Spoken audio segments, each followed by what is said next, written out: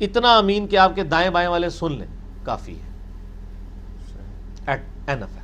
حنفیوں کی مسجد میں جا کے جان بوجھ کے اونچی آمینیں کہنا اور پھر مولویوں کو آپ یعنی اپنے خلاف کرنا وہ غلط ہے۔ رفع الاجدین سے زیادہ تکلیف نہیں ہوتی ان کو، آمین سے ہوتی ہے، کیونکہ رفع الاجدین تو آپ مسکینوں کی طرح کر رہے ہیں، ان کو کیا فرق پڑ رہا ہے، ان کو کچھ چھیڑ رہا ہے۔ جتنی بار آپ ہاتھ اٹھاتے ہیں کیا ان کی کرتا پیچھے سے کھینچا جاتا ہے، لیکن جب آپ آمین کہتے ہیں نا تیرا کونے کھلو جاتا ہے وہ بھی کرتا کھینچا جاتا ہے، وہ کہتا ہے کہڑا ہے آمین مسئلہ خراب کر دیجئے، آمین ایڈی اونچی نہ کیا کرو، ٹھیک ہو گیا نا جی۔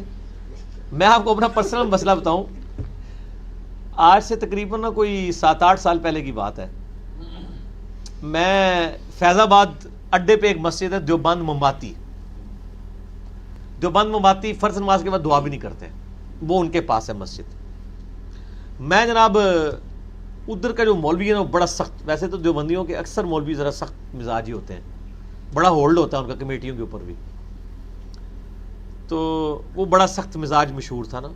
میں تو خیر نارملی مغرب کی نماز پڑھنے گیا، میں بالکل امام کے پیچھے کھڑا، ٹھیک ہو گیا جی، اور اس مسجد میں مغرب کی نماز میں میرا خیال ہے کوئی 500-600 بندہ تو کم از کم ہوتا ہے، کیونکہ اڈے پہ مسجد ہے، فل بھری ہوئی ہوتی ہے، اور رمضان ہو تو 1500-2000 بندہ ہوتا ہے ایک نماز میں۔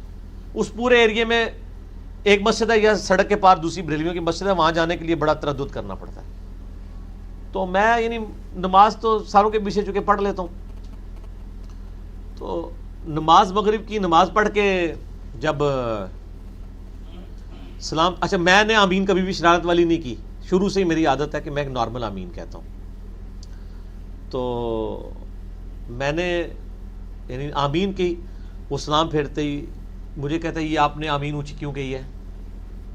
میں نے کہا میرے بھائی میں نے جس طریقے سے نماز پڑھی میں نے آپ سے تو نہیں کہا کہ آپ نے رفع الاذان کیوں نہیں کیا، آپ نے آمین کیوں نہیں کی ہے، میرا حق ہے۔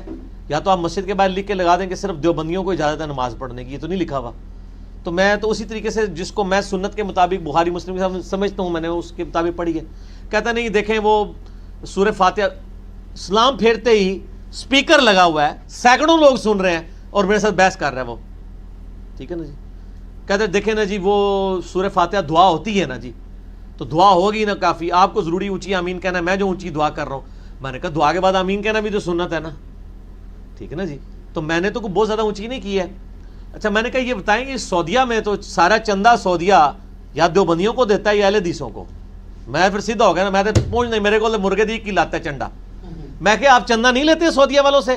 کیا جب آپ وہاں جاتے ہیں آپ نے امام کعبہ کو بتایا کہ آمین اونچی کہنی بند کرو؟ اچھا وہ چپ، وہ تو ایکسپیکٹ نہیں کر رہا تھا نا۔ میں نے کہا مجھے جواب دو، میں کھڑا ہو گیا نا ادھر، میری آواز ویسے ہی بہت اونچی ہے، پھر مجھے تھوڑا سا اس وقت ایک حمیت بھی آئی دین کے حوالے سے، اپنی ذات کے حوالے سے۔ میں نے کہا مجھے بتاؤ تم لوگ سعودی والوں سے چندہ کیوں لیتے ہو؟ ان کو کیوں نہیں کہتے ہو کہ امام کعبہ آمین اونچی کہتا ہے، اس کی بند کروائیں، خلاف سنت کر رہا ہے؟ چندے لینے کے لیے آپ لوگ ادھر پہنچ جاتے ہیں، اور ادھر جب کوئی کہہ رہا ہے، ان کو اگر پتا ہو کہ آپ لوگ آمین والوں کے ساتھ یہ سلوک کرتے ہیں ادھر، تو کبھی بھی آپ کو چندہ نہ دے وہ، ٹھیک ہے نا۔ وہ پھر 2-4 بندوں نے مجھے کہا جی بیٹھ جائیں کوئی مسئلہ نہیں ہے۔ میں نے کہا یار یہ دیکھو فرقہ واریت پھیلا رہا ہے، یہ فرقہ واریت ہے۔ میں یہ چیلنج کرتا ہوں، آپ کسی اہل حدیث کی مسجد میں چلے جائیں، آپ کو کبھی نہیں وہ کہیں گے آپ نے بغیر رفع دین کے نماز کیوں پڑھی ہے۔ آپ شیعہ کی مسجد میں چلے جائیں، میں آپ کو حنفیہ کہتا ہوں، آپ آمین اونچی جا کے پہلی صف میں کہیں، آپ کو پکڑ دیں تو مجھے آگے پکڑ لیجئے گا، اور میرا اس پہ کلپ بھی چڑھا ہوا ہے۔ اہل حدیث اور اہل شیعوں میں کیا خوبی کامن ہے، یہ بیچارے ہیں مائنورٹی میں، یہ تو شکر کرتے ہیں ساڑی مسیتی کو بڑھیا ہے، نہیں برا مانتے، نہیں آپ کو کریں گے۔ میں نے کئی بار شیعہ کی مسجد میں نماز پڑھی ہے، پہلی صف میں کھڑے ہو کے 3-4 بندوں نے کٹھی پڑھی ہے، اونچی آمین کہی ہے، کسی نے ایک بار دیکھا بھی نہیں ایسے۔ آپ بھی تجربہ کر لیں، آپ حنفیوں کی مسجدوں میں بھی پہلی صف میں آمین اونچی کہہ کے دیکھ لیں، آپ شیعہ کی مسجد میں بھی آپ کو فرق پتہ چل جائے گا، کچھ نہیں کوئی کہے گا۔ اس طریقے سے آپ اہل حدیث کی مسجد کی پہلی صف میں کھڑے ہو کے بغیر رفع دین کے نماز پڑھیں، آپ کو کوئی کچھ نہیں کہے گا کہ جی آپ نے رفع دین کیوں نہیں کیا۔ تو پھر